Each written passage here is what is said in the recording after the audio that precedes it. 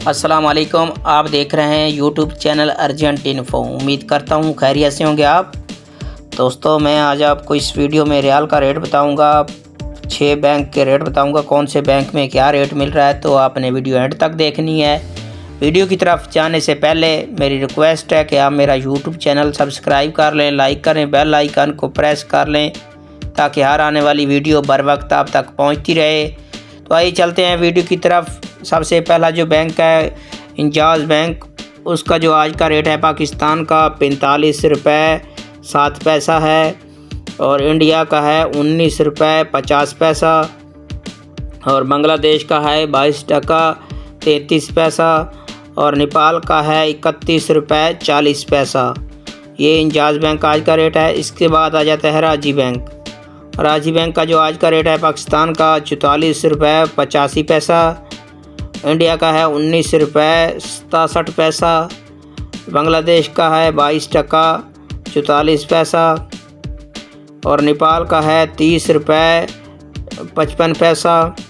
ये आज का रेट था राजी बैंक का। इसके बाद आ जाता है क्विक पे अहली बैंक। उसका जो आज का रेट है पाकिस्तान का 44 रुपये 60 पैसा है, और इंडिया का 19 रुपये 50 पैसा है, बांग्लादेश का 22 टका 40 पैसा है, और नेपाल का 30 रुपये 85 पैसा है। ये क्विक पे का आज का रेट है।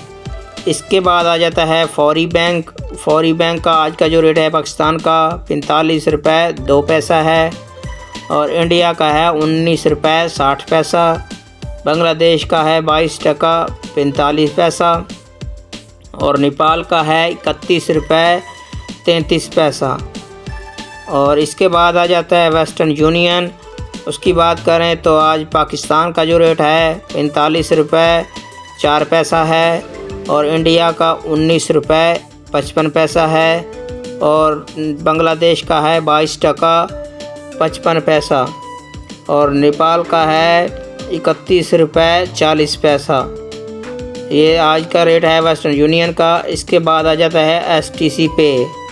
इसका जो आज का रेट है पाकिस्तान का 45 रुपये 3 पैसा है, और इंडिया का 19 रुपये 52 पैसा है, बांग्लादेश का 22 टका 56 पैसा है, और नेपाल का 31 रुपये 50 पैसा है। ये आज के तमाम बैंक के रेट हैं।